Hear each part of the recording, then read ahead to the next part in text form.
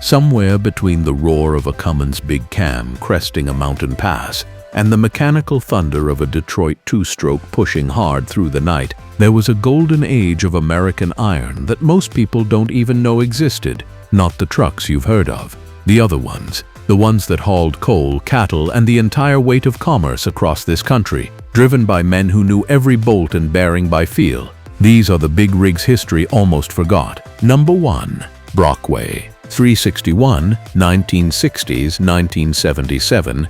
If you've never heard of Brockway, you're not alone. But truck drivers who were working the roads in the 1960s and early 1970s absolutely knew this name. Brockway Motor Company was based in Cortland, New York, and had been building trucks since 1912. The 361 was one of their most significant models from the classic era, a conventional cab tractor that earned a fierce following, particularly in the northeastern United States. What made Brockway trucks stand out was their husky identity. The company's hood ornament was a chrome sled dog, the Husky, a mascot chosen to represent strength, endurance, and cold weather reliability. When Brockway celebrated its 50th anniversary in 1962, they switched to a gold-colored husky mascot. That detail tells you everything about how seriously this company took its brand identity. In a world of bulldogs and other tough animal symbols, the Brockway Husky was unmistakable. The 361 was typically powered by Cummins or Detroit diesel engines, two power plant families that were the workhorses of the entire industry during this period. The Cummins inline-six diesels were particularly well suited to the long-haul and regional freight work that Brockway trucks were known for. The frame construction was heavy and durable, matching the rough roads and demanding freight conditions of the Northeast Corridor. Brockway had been acquired by Mack Trucks in 1956, which gave them access to resources and components that helped them compete through the 1960s. But the relationship was complicated. Brockway and Mack were in many ways selling to the same customers. The energy crisis of the 1970s hit the trucking industry hard, and Brockway suffered. Labor disputes added to the financial strain. In 1977, Mack made the decision to close Brockway for good. The 1978 film Convoy, starring Chris Christopherson, actually features a white 1972 Brockway 361 tractor in a memorable scene where the loaded trailer topples during a sharp turn. The unplanned accident was included in the finished film, and in a darkly poetic way, it captured the end of an era for the Brockway brand. The Cortland, New York community never forgot Brockway. Today there is a Brockway Museum in Houma, New York, and an annual Brockway truck show draws enthusiasts from across the country. The Husky still runs. Number 2. Mack RS700L, 1960s, 1977. Before Mack built the legendary Superliner, there was the RS700L, a long-hood Western conventional that established Mack's reputation in the over-the-road Western freight market.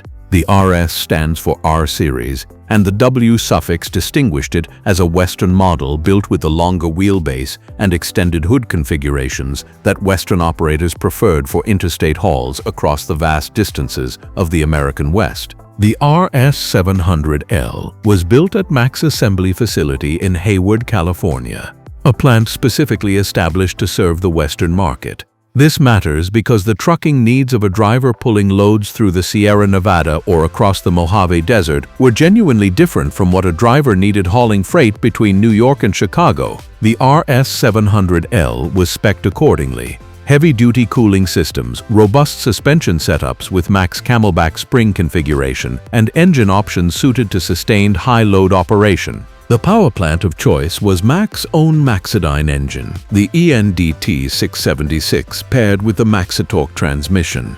This combination was a revolution in heavy trucking. The Maxidyne was engineered with an operating range of 1,200 to 2,100 RPM, which was dramatically wider than competitive engines of the era. What that meant in practice was that drivers didn't need to shift nearly as often. A loaded truck could pull grades that would require constant gear changes in a competitor's rig, all while the Maxidyne simply pulled through the power band without breaking a sweat. The Maxitorque transmission, with its triple countershaft design, was built to match durable, direct, and mechanically reliable in ways that mattered when you were 300 miles from the nearest Mack dealer. The RS700L ran with 5 Mack RS700 series trucks in the 1978 film Convoy, solidifying the model's pop culture legacy alongside the bigger, flashier Superliner. Owner-operators who drove the RS700L through the western states in the early 1970s describe it as a truck that demanded respect, heavy on the wheel, honest in its feedback, and absolutely uncompromising in its expectations of the driver. Number 3. Mack Superliner RW700, 1977-1993. When Brockway closed in 1977, Mack didn't simply absorb the loss, they absorbed the design work that Brockway engineers had been developing for a next-generation long-hood Western conventional. The result was the Mack Superliner, officially designated the RW700, introduced at the end of 1977. This truck became one of the most iconic and beloved big rigs in North American trucking history. The Superliner was built on the frame of Mack's WR Cruiseliner COE, mated to the cab of the R series and fitted with a massive squared-off hood that could accommodate larger radiators and more powerful engines than previous Mack conventionals. That squared-off hood was the Superliner's signature. It gave the truck a purposeful, aggressive stance that was unlike anything else on the highway. Engine options evolved significantly across the Superliner's production run. Early models were powered by the Mack E6 Maxodyne and Econodyne 6-cylinder engines. But the engine that made the Superliner truly legendary was the Mack E9, a 672 cubic inch V8 diesel available in configurations delivering up to 500 horsepower. The E9 V8 was not just powerful, it was distinctive. The sound of a Superliner pulling up a grade with an E9 under the hood is something that anyone who heard it in the 1980s still remembers vividly. In 1985, Mack produced a limited edition run of Superliners called the Magnum. These trucks were all finished in black, with bold red Magnum lettering on the hood side. They came with a special red interior package, chrome-plated brake chambers, and were powered by E9 engines rated at 400, 450, or 500 horsepower. Mack built a total of 186 Magnum Superliners and 64 Magnum Ultraliners. Finding one today is extraordinarily rare, and those that survive are treated as serious collectibles. Production of the Superliner continued until 1993. The fact that a truck, introduced in 1977, remained in production for 16 years speaks to how well Mack got it right the first time. Number 4. GMC Astro 95. 1969–1987.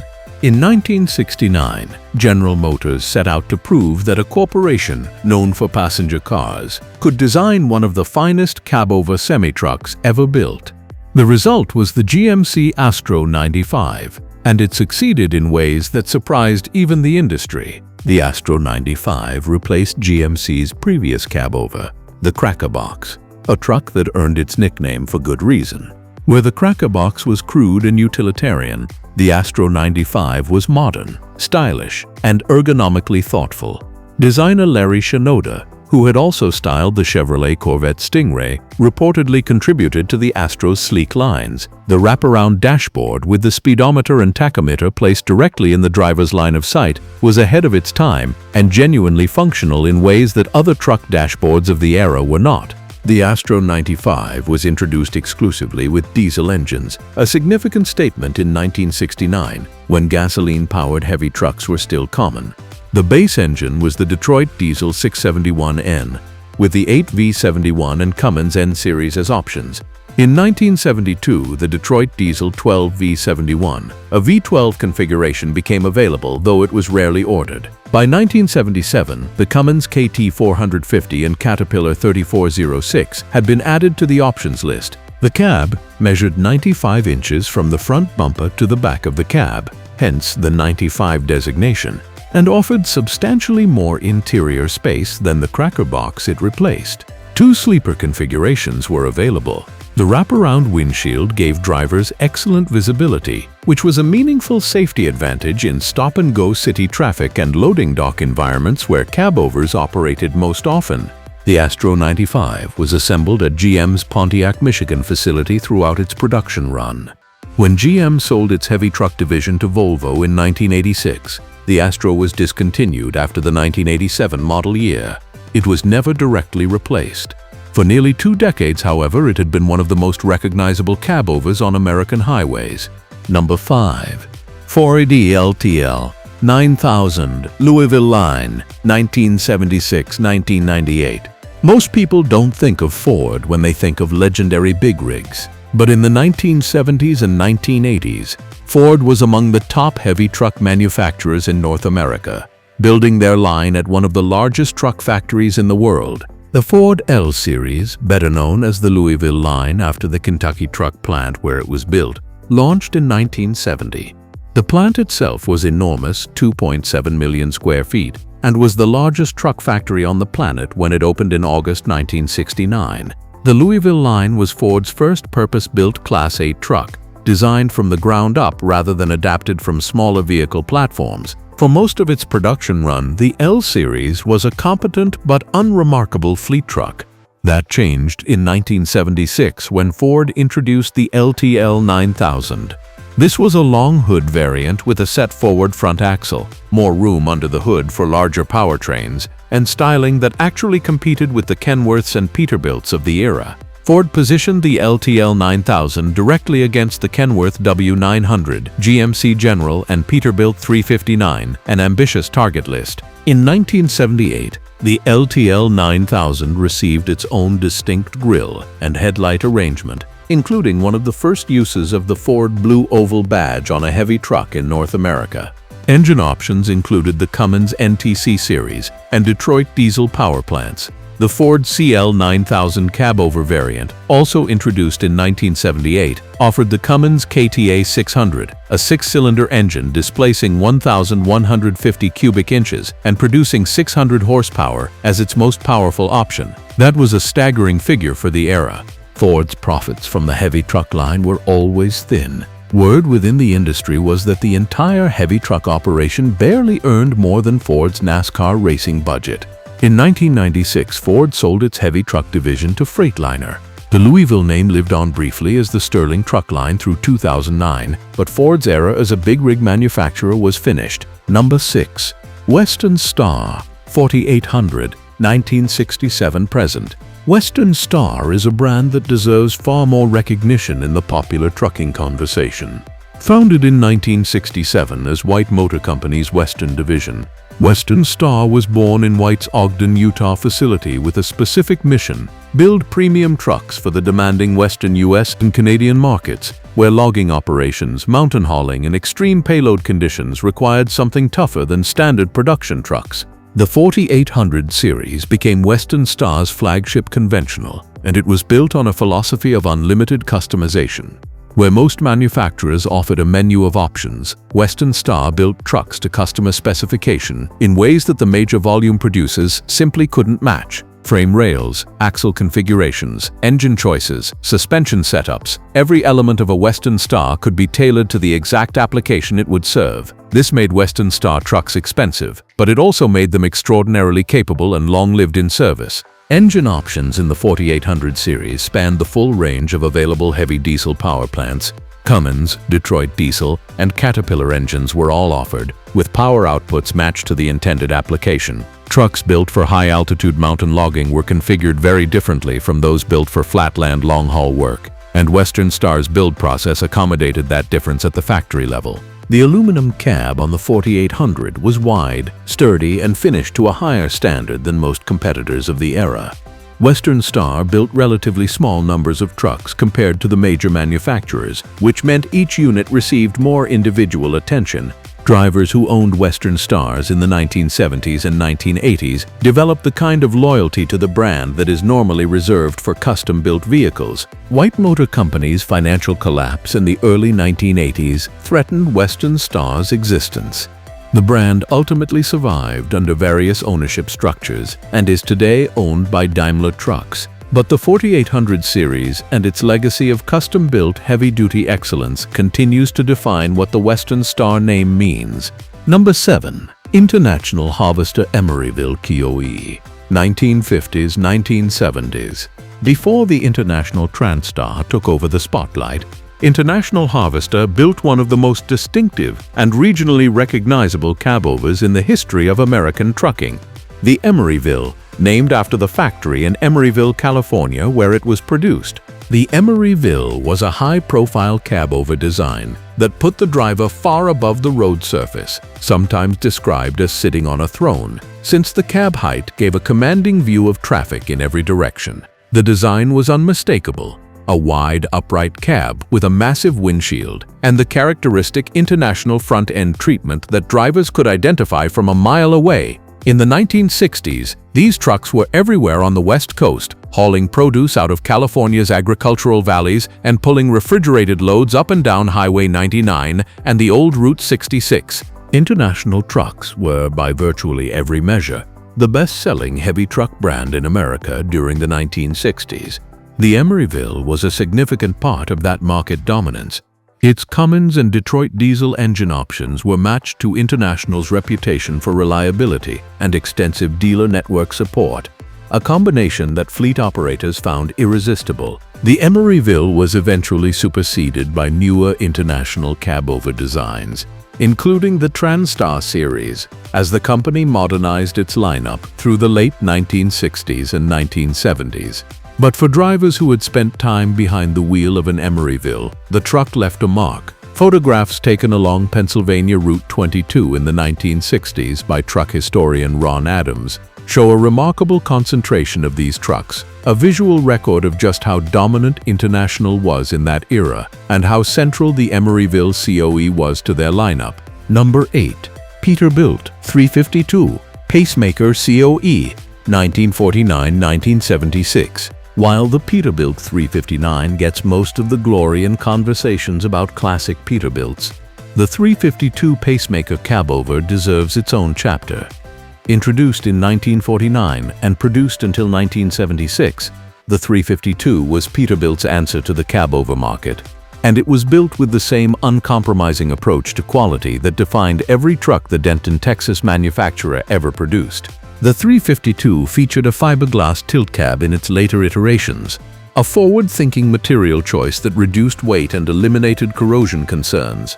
The cab tilted forward to allow engine access, which in a cabover design was not as simple as lifting a conventional hood. Peterbilt engineered the tilt mechanism to be robust and reliable because a cab that didn't function properly in the field was a problem that could strand a driver hundreds of miles from help. Engine options in the 352 included Cummins and Detroit diesel power plants, appropriate for the era. The truck was popular in western states, where length laws made cabovers practical, and it appeared throughout the western freight corridors, pulling everything from refrigerated produce to machinery components. The 352 appeared in the 1986 film Maximum Overdrive, directed by Stephen King, as the film's primary antagonist vehicle, a menacing big rig with a Green Goblin hood ornament that became an image burned into the memories of anyone who saw the film in a theater. The truck used in production was a 1977 Peterbilt 352, and its screen presence demonstrated exactly why the 352 had such a commanding visual identity on the road. When Peterbilt ended 352 production in 1976, they replaced it with the 362, but the Pacemaker's fans never entirely transferred their affection to the successor. Number 9. White Road Commander II, 1970s-1980s. The White Motor Company had a long and complicated history that included multiple mergers, acquisitions, and brand launches. One of the most capable trucks to emerge from that corporate complexity was the Road Commander II, a cabover design that represented White's serious attempt to compete at the top end of the over-the-road trucking market. The Road Commander II was built on a heavy-duty frame with a tilt cab that provided excellent engine access, a critical practical consideration for the fleets and owner-operators who maintained their own equipment. The cab itself was wider than most competitors of the era and offered genuine comfort improvements over the previous generation of White cabovers. Sound insulation, improved seating, and a well-organized dash layout were all part of White's effort to attract drivers who had options and were increasingly choosing their truck based on cab quality as much as mechanical reputation. Engine options included the Cummins Big Cam series and Detroit diesel offerings. The Detroit Diesel 8V92 was a particularly popular pairing with the Road Commander II, a turbocharged two-stroke V8 that produced a distinctive sound and delivered strong performance across a wide range of operating conditions. when Volvo AB acquired White Motor Company's assets following White's 1980 bankruptcy filing. The Road Commander 2 continued in production under the White GMC badge as part of the Volvo GM Heavy Truck Corporation joint venture established in 1986. This transitional period was complex for the brand, but the trucks themselves continued to work. White's engineering reputation survived the corporate turbulence, and Road Commander 2s built in the late 1970s and early 1980s remained in active commercial service well into the 1990s, a testament to how well they had been constructed. Number 10. Peterbilt 281 and 351, 1950s–1976. To close this list, we go back to a pair of Peterbilt conventionals that predated the 359 but helped establish everything that made the 359 great. The Peterbilt 281 and its successor, the 351, were long hood conventionals that defined Peterbilt's engineering philosophy across 2 decades of serious highway work. The 281 was produced from the early 1950s through the mid-1960s and was one of the most important trucks in establishing Peterbilt's reputation for quality construction. It was an aluminum-cabbed conventional with a long, graceful hood that housed the Cummins and Detroit diesel engines of the era. The aluminum cab construction was a Peterbilt hallmark, lighter than steel, resistant to rust, and finished to a standard that made these trucks genuinely premium products even by today's standards. The 351 followed and refined everything the 281 established. Built through the late 1960s and into the 1970s, the 351 was the bridge between the classic era of American trucking and the modern period that the 359 would come to represent. Its proportions were elegant: a long hood, a squared cab, chrome details applied with restraint. Drivers who operated 351s in the late 1960s were operating one of the most capable and well-finished trucks available anywhere in the world. Engine choices in the 351 included Cummins NTC series engines and Detroit diesel options. Peterbilt's axle and suspension configurations were matched to the demanding work these trucks were doing: transcontinental runs, mountain freight, flatbed heavy hauling. The 351's frame was built to handle payloads that would stress lesser equipment, and its reputation for longevity was well earned. When Peterbilt introduced the 359 in 1967, it didn't so much replace the 351 as stand on its shoulders. The DNA of the 281 and 351 aluminum cab, long hood, premium construction, driver-focused ergonomics flowed directly into the 359 and from there into every Peterbilt conventional that followed. Understanding the 281 and 351 is understanding why Peterbilt became what it is. These trucks defined power, not because of their horsepower numbers, though those were real. They defined power because of what they meant to the people who built them and the people who drove them. Drop a comment telling us which of these rigs you'd want behind the wheel of, and if you haven't subscribed yet, there's a lot more trucking history where this came from.